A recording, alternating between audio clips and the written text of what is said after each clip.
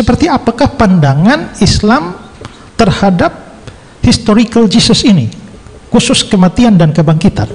Yang sangat saya hormati Pak Pendeta Ezra Sori yang mengatakan bahwa tema debat ini murni hanya bersumber dari Bible dan kekristenan, karena saya tidak mau masuk ke wilayah Islam, karena saya tidak mempelajari Islam dan saya tidak menguasai tatanan pengetahuan di dalam keislaman. Itu yang saya pegang sampai sekarang. Sebelum lanjut, jangan lupa untuk subscribe channel ini. Terima kasih.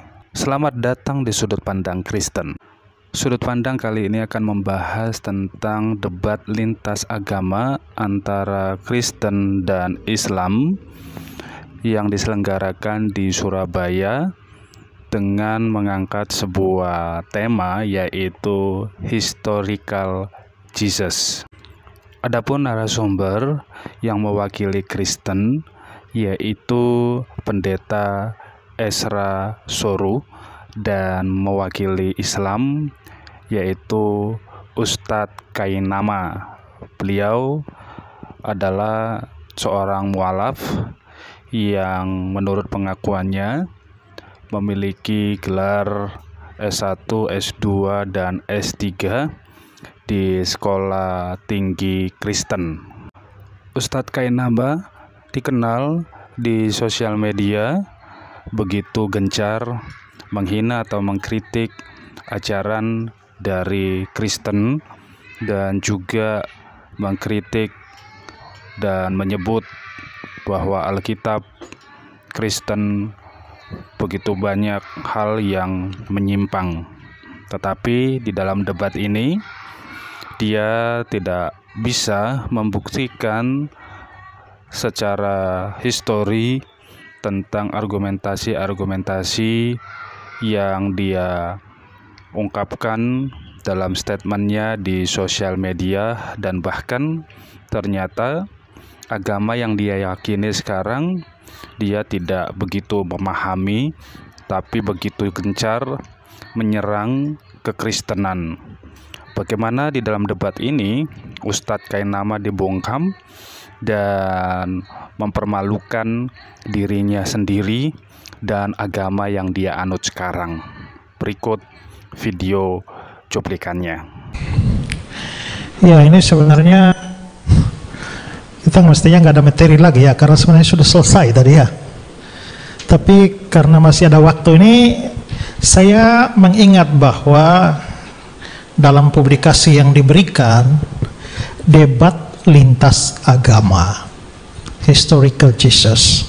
Jadi kalau memang ini debat lintas agama, dan tadi kita sudah berbicara dari sudut sejarah, saya sudah membuktikan bahwa ada banyak bukti Yesus mati dan bangkit, sementara Pak Kainama bersandar pada tidak ada bukti.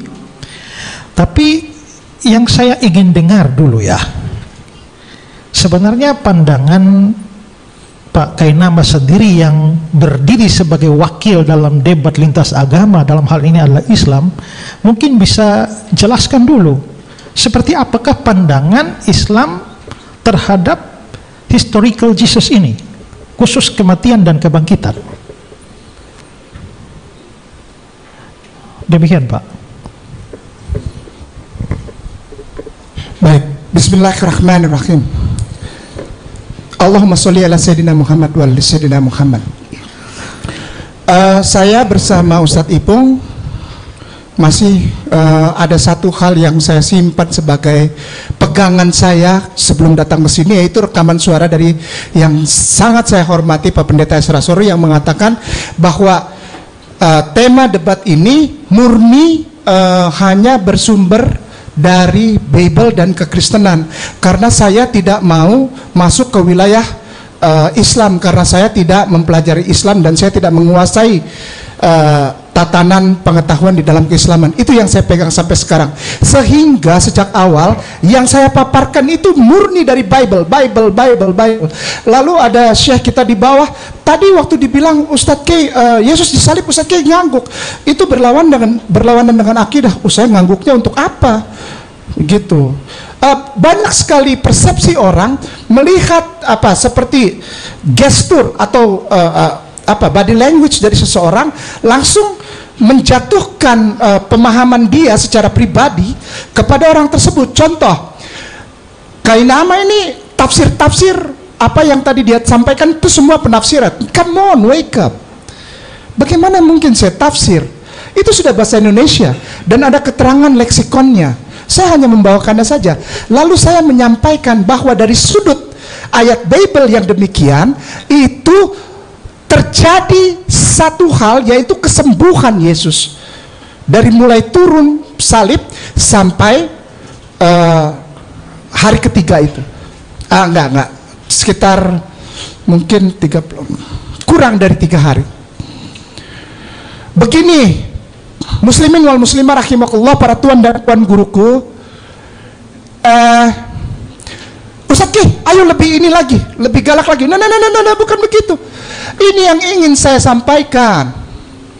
Debat itu is not putting other person in your defensive side.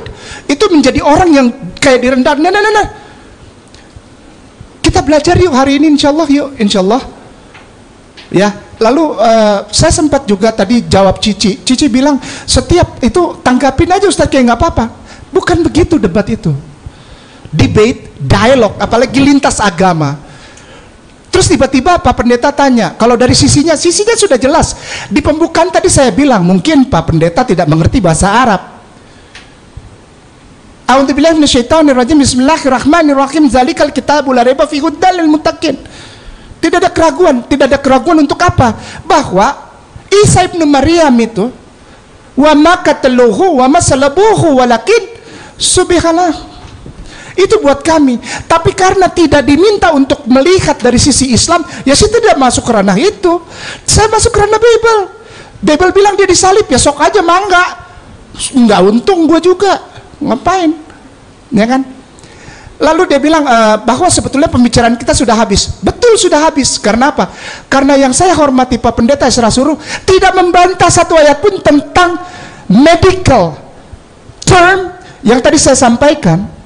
Tidak dibantah sama sekali. Karena begitu beliau mau masuk ke ranah itu, nanti akhirnya jadinya audiens melihat bahwa Pak Pendeta membangun satu pandangan bertentangan di dalam ayat Alkitab sendiri. Pak Pendeta yang bangun, bukan saya. Di satu sisi dia ingin membantah ini, di sisi yang lain bertentangan. Secara alamiah, muslimin wal muslimah rahimahullah serta para tamu yang tidak beragama Islam, secara alamiah Anda melihat paparan Pak Pendeta itu bertentangan. Wallahi saya tidak. Saya hanya menyampaikan satu titik saja. Menurut Bible, Jesus survived from the crucifixion. Jesus survived from the crucifixion. Dan kalau itu tidak diterima, ya nggak apa-apa, gue nggak rugi, emang pikirin. Saya hanya menyampaikan itu, tapi tidak dibantah. Pak Pendeta bilang, saya akan memberikan bukti bahwa dia disalib. Ya monggo saja. Lalu orang-orang pada bilang, Ustaz Ki nggak ini, kurang tekan. Buat apa ditekan? Ini kan debat lintas agama, bukan cari kalah menang, bukan cari yang satu salah benar. Tidak. Sampai botak sariawan, udah botak sariawan lagi. Tidak akan ada yang menemukan Kristen itu salah, Islam itu salah, Kristen itu benar, Islam itu benar. Nah, tidak begitu kan? Ya enggak? La ikraha qad tabayyana rusulu minal ghayy faman yakfur bitaguti wa yu'min billah faqad istamsaka bil urwatil wusqa la anfisa malaha wallahu samiul sadaqallahul adzim. Ayolah, yuk kita dewasa yuk. Jadi penonton aja udah nggak dewasa, bagaimana ntar nanya? Pasti jadinya berantem lagi. Ayolah, ya. Nah, pertanyaan Pak Pendeta, dari sisi Islamnya bagaimana? Dari sisi Islam jelas, dan saya tidak membawa ke situ karena permintaannya tidak ke situ. Kalau diminta dilihat dari dua sisi, Islam dan Kristen, itu baru gue bahas memang. Wallahi. Tapi ternyata kan enggak. Ngapain saya bawa agama saya menyamakannya dengan kekristenan? Enggak lah, biar miskin kayak nama, enggak begitu. Dan tadi ada masukan, setiap itu kita tanggapi aja. No. It's a stupidity. Itu satu kebodohan jika sesuatu yang tidak perlu ditanggapi engkau tanggapi. Itu namanya kepo. Wake up. Ada beberapa hal yang disampaikan Pak Pendeta, saya tidak mau tanggapi. Kenapa? Tidak perlu ditanggapi. Audiens yang menilainya gitu loh. Ayolah, cerdas sedikit, mature, dewasa sedikit sayang. Yuk, jangan norak, jangan lebay, ya. Saya menyampaikan Jesus survive from the crucifixion with medical treatment in the first place. Sekali lagi, medical treatment in the first place. Kalau yang nggak ngerti cara sendiri, Google Translate, cepetan. Ya. Lalu Pak Pendeta menyampaikan, aku menyampaikan bahwa ada bukti sejarah dari kata historical Jesus. Saya bilang yang saya bacakan itu Bible, Pak. Dan semua Kristiani percaya dan mengimani bahwa Bible itu dihormati oleh Muslim seperti saya sebagai juga sumber sejarah. Wake up! Itu sumber sejarah dan harus dihormati. Lalu Pak Pendeta akhirnya bingung sendiri kan. Dia bilang, ya ada sisi yang sejarah, ada sisi yang eksplisit. Come on. Pak Pendeta menyampaikan semua tadi yang disampaikan. Tidak ada nama Jesus eksplisit. Lalu saya harus jawab apa? Katanya, jawab itu, buka aja bukunya yang itu disebutin salah satunya. Ya rugi gua dong, rugi bandar. Gua sama aja ngajarin orang.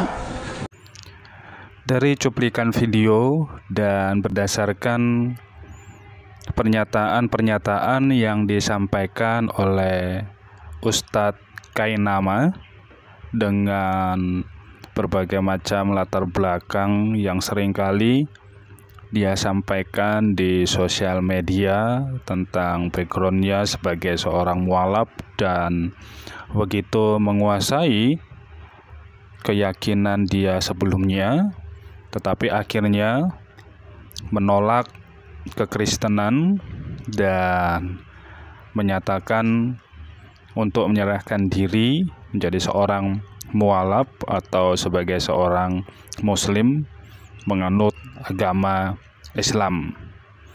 Dan di dalam setiap dia berdakwah, dia seringkali mengkritisi keyakinan atau kepercayaan agama Kristen dengan berbagai macam kesalahan-kesalahan dan penyimpangan-penyimpangan dari agama Kristen yang sebenarnya sudah tidak ranahnya lagi. Menjadi pertanyaan dari sudut pandang Kristen, mengapa seringkali dari pihak oknum Muslim yang biasanya para mualaf memunculkan ide untuk melakukan debat dan mempertanyakan keyakinan agama Kristen. Kita tidak tahu apa yang menjadi latar belakang, dan tentu hal ini sebenarnya sudah tidak ranahnya lagi karena sebuah perbedaan yang sangat besar sehingga tidak ada titik temu. Maka dari itu kekristenan seringkali menghindarkan hal ini karena memang tidak ada persamaan antara keyakinan agama Kristen dan agama Islam.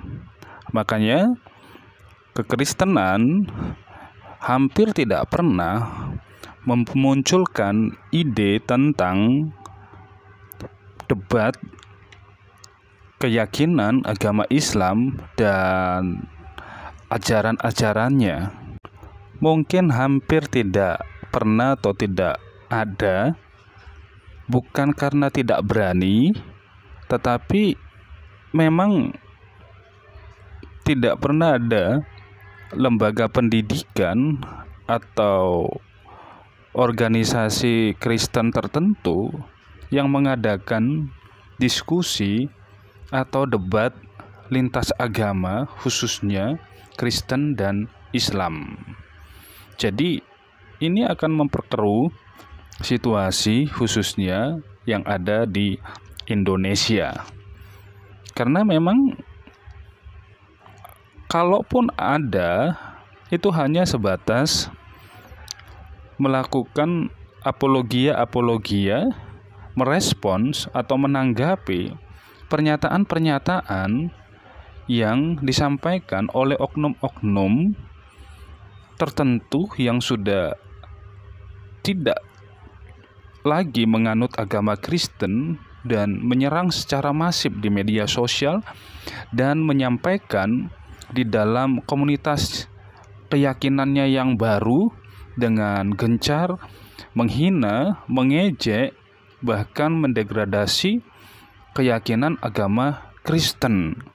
Jadi video-video yang beredar hanyalah sebatas sebuah tanggapan atau respon atau apologia yang disampaikan terhadap serangan-serangan atas tuduhan-tuduhan yang ditujukan kepada kekristenan. Ustadz Kainama benar-benar tidak menguasai keyakinan atau tatanan keyakinan yang dia percayai sekarang. Itu merupakan pernyataan dia. Bagaimana mungkin yang tidak menguasai keyakinan tentang tatanan ajaran yang dia yakini sekarang, tetapi dengan percaya diri mengatakan menguasai keyakinan, ajaran, agama lain, dalam hal ini Kristen, dan dia menolak untuk percaya. Dan yang tidak dia pahami secara gamblang tentang tatanan ajaran keyakinan dia sekarang, tetapi dia bisa percaya dan membela secara mati-matian. Dan ini kan sesuatu yang tidak masuk di akal. Nah, ini yang disebut Pendeta Ezra Soru, kesesatan dalam berpikir. Kiranya Ustadz Kainama bisa lebih mendalami keyakinan yang ia percayai sekarang ke depannya, supaya tidak mempermalukan dirinya sendiri dan juga komunitasnya.